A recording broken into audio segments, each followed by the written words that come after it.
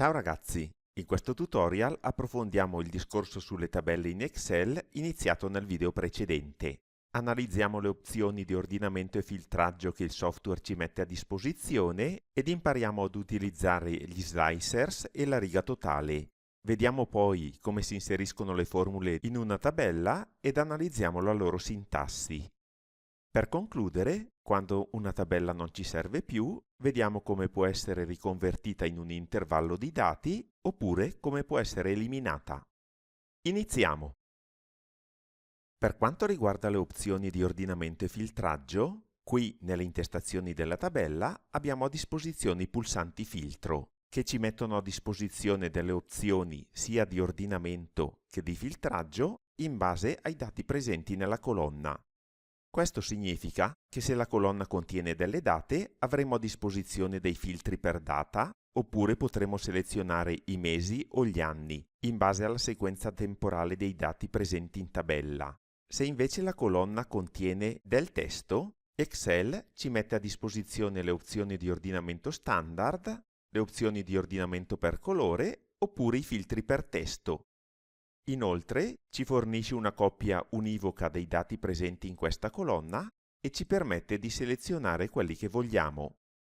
Infine, se i dati presenti sono di tipo numerico, Excel ci mette a disposizione le solite opzioni di ordinamento, anche per colore, e ci mette a disposizione dei filtri numerici di tipo matematico. Oppure, come già detto in precedenza, ci presenta una coppia univoca dei valori presenti nella colonna e ci permette di selezionare quelli che vogliamo.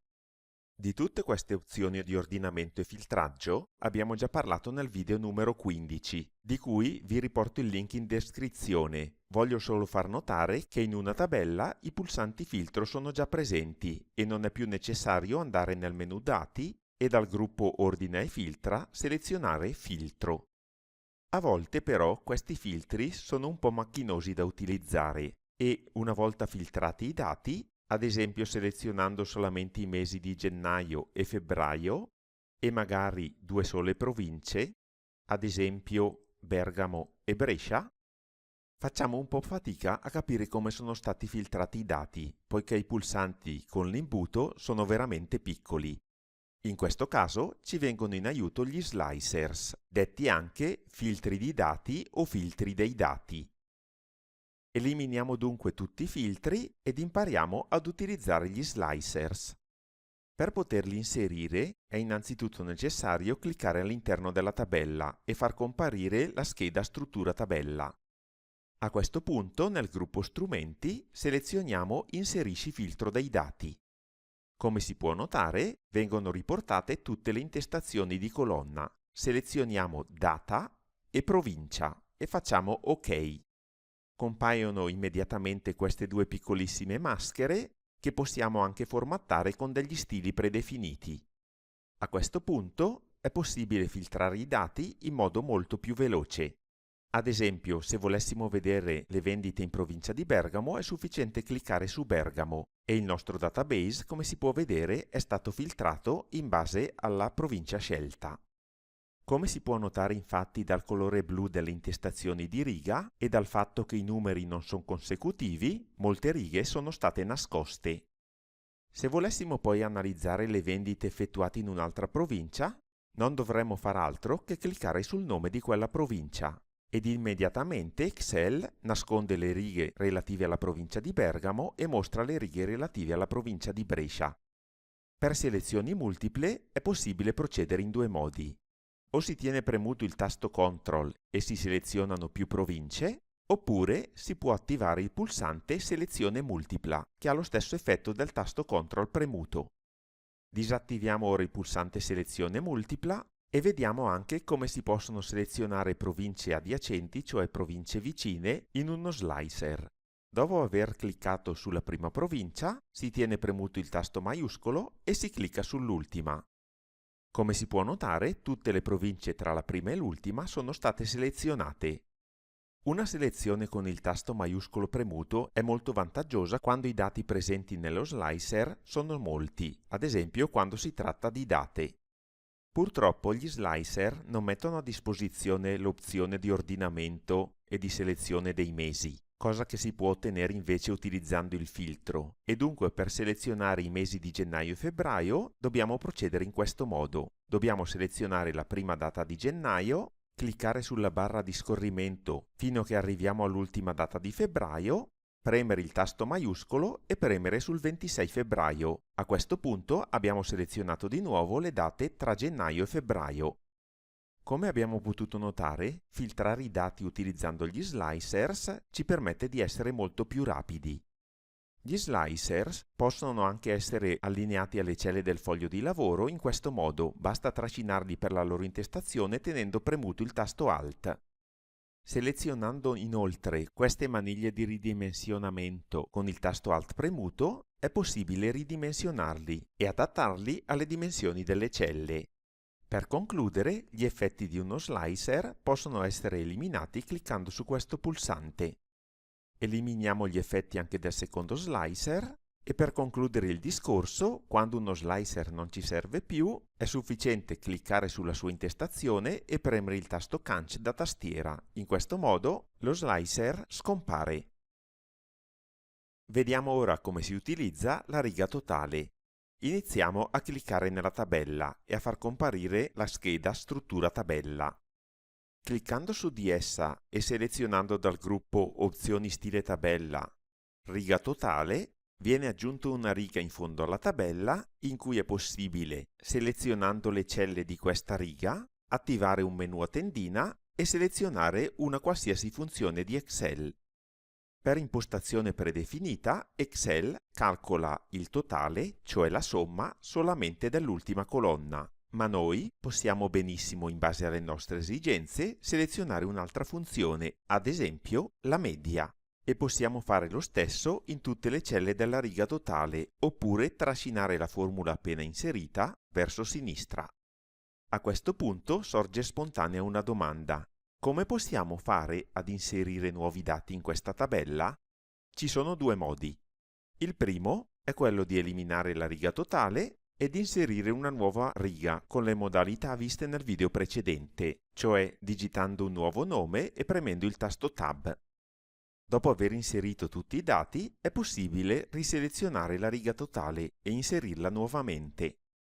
Il secondo modo, che è quello che vi consiglio, è di utilizzare il tasto Tab. Una volta giunti al termine della tabella, premendo nuovamente Tab, viene inserita una nuova riga, ma la riga totale resta attiva e si sposta verso il basso.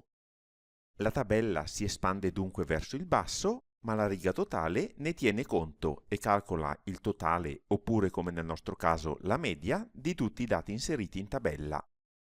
Vi faccio notare che Excel nella riga totale non utilizza le funzioni somma e media, ma utilizza la funzione subtotale che tratteremo in un prossimo video.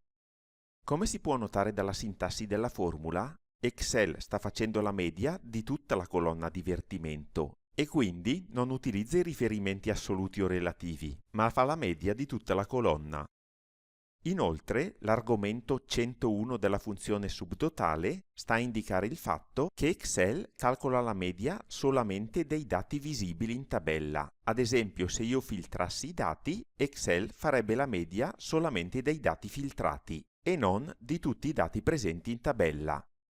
Se volessi fare la media di tutti i dati, anche di quelli nascosti, non dovrei utilizzare l'argomento 101, bensì l'argomento 1. Che come si può notare è ancora una media, e per la precisione è la media di tutti i dati presenti in tabella, mentre come si può notare qui in basso, l'argomento 101 è ancora una media ma solamente dei dati visibili, e lo stesso vale per le altre funzioni. Ad esempio, la funzione conta valori è il numero 3 se si vogliono contare tutti i dati presenti in tabella, oppure il numero 103 se si vogliono contare solamente i dati visibili, e lo stesso accade con tutte le altre funzioni, cioè, in parole povere, le funzioni con argomento maggiore di 100 tengono conto solamente dei dati visibili in tabella, cioè dei dati filtrati, mentre le funzioni con argomento da 1 fino a 11 tengono conto di tutti i dati presenti in tabella. Confermiamo ora l'inserimento della funzione premendo Invio. Per quanto riguarda l'inserimento delle formule in una tabella, vi faccio notare questa caratteristica fondamentale. Inseriamo un nuovo titolo e premiamo Invio, generando così una nuova colonna.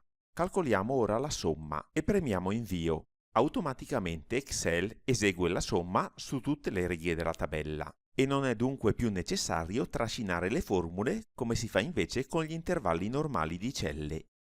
Per quanto riguarda la sintassi di questa formula, possiamo notare che Excel non utilizza i riferimenti relativi né assoluti, ma ci indica semplicemente che abbiamo eseguito una somma nella tabella spese annuali dalla colonna abitazione fino alla colonna divertimento. La chiocciola ci indica che la somma è stata eseguita sui dati della riga corrispondente dalla colonna abitazione alla colonna divertimento e la formula, come possiamo notare, è la stessa in tutte le celle della colonna totale. Calcoliamo di nuovo la somma qui in fondo e proviamo a calcolare una percentuale in questa cella. Come già sappiamo, dobbiamo inserire la formula uguale, dato singolo, fratto il totale. Invio. Come si può notare, la percentuale è già stata calcolata su tutta la colonna ed è sufficiente solamente formattare in modo opportuno. Calcoliamo di nuovo il totale per vedere se il calcolo è esatto ed analizziamo la formula appena inserita. Chiocciola totale significa che abbiamo utilizzato il dato presente nella stessa riga nella colonna totale, cioè 5.044 euro. L'abbiamo poi diviso per il dato presente nella tabella spese annuali, nella riga totali, il cancelletto sta proprio per riga, della colonna totale. Perciò siamo andati nella colonna totale e abbiamo preso il dato presente nella riga totali, cioè 104.063 euro. Possiamo notare di nuovo, osservando la barra della formula, che la formula è identica in tutte le celle dell'ultima colonna. Per concludere il discorso sulle tabelle, possiamo dire che per eliminare completamente una tabella è sufficiente selezionarla completamente, come abbiamo già detto cliccando sul suo bordo, e premere il tasto Canc. In questo modo la tabella scompare completamente, restano solamente i commenti se sono stati inseriti e per questi è sufficiente fare tasto destro Elimina nota e come si può notare nella casella nome il nome della tabella non compare più e nemmeno nella scheda formule. Cliccando su Gestione nomi, come si può notare, la tabella spese annuali è scomparsa completamente. Annulliamo ora le ultime operazioni effettuate e vediamo come si deve procedere quando si vuole convertire una tabella in un intervallo. La procedura è molto semplice. Innanzitutto non è necessario selezionare la tabella, ma è sufficiente cliccare all'interno di essa. Poi col tasto destro si seleziona Tabella e converti in intervallo. Ci viene chiesto se confermare la decisione presa e cliccando su Sì, la tabella diventa un semplice intervallo. Come si può notare, è scomparso anche il nome della tabella nella casella nome. A questo punto, quello che vediamo è solamente un intervallo di dati. Utilizzare le tabelle per formattare i dati e poi riconvertirle in intervallo è una prassi molto comune quando si vuole evitare di perdere tempo, poiché se avessimo un intervallo di dati e volessimo formattarlo velocemente, potremmo procedere in questo modo. Innanzitutto creiamoci un intervallo non formattato. Eliminiamo i dati inutili e anche i totali e proviamo a formattarli utilizzando le tabelle. Selezioniamo i dati, andiamo su Formatta come tabella, applichiamo una formattazione e diamo l'ok. Clicchiamo con il tasto destro del mouse, andiamo su Tabella e convertiamo in un intervallo. A questo punto abbiamo formattato i dati nella maniera più veloce possibile, senza perdere tempo a selezionare colori, bordi e quant'altro. E come si può notare, questo è semplicemente un intervallo di dati, non è più una tabella. Prima di terminare il discorso sulle tabelle, voglio fare una semplicissima osservazione e darvi un utile consiglio su come copiare i dati filtrati. L'osservazione è la seguente.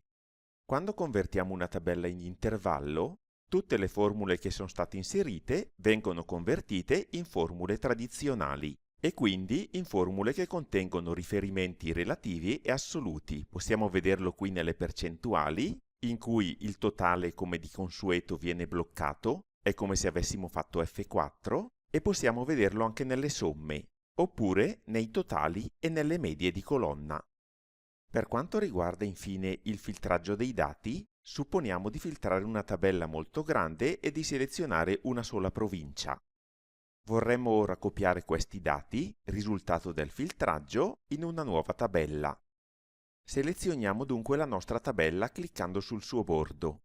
Copiamo, CTRL-C, ed incolliamo in un nuovo foglio. CTRL-V. È evidente che operando in questo modo saremmo costretti a ridimensionare tutte le colonne in modo da contenere perfettamente i dati. Il consiglio che vi darò ora evita tutto questo lavoro inutile. Annulliamo le operazioni effettuate e procediamo in questo modo. Selezioniamo la cella A1, premiamo il tasto destro del mouse e nelle opzioni Incolla speciale selezioniamo Mantieni larghezza colonna origine. A questo punto tutte le colonne sono dimensionate opportunamente ed è sufficiente fare CTRL-V per avere la nostra tabella filtrata e con le dimensioni desiderate.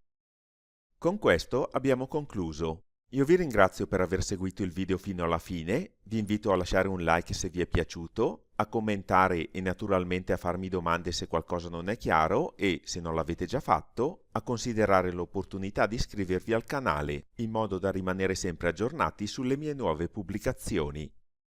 Nel prossimo video tutorial inizieremo a parlare di formattazione condizionale. Vi aspetto! Ciao!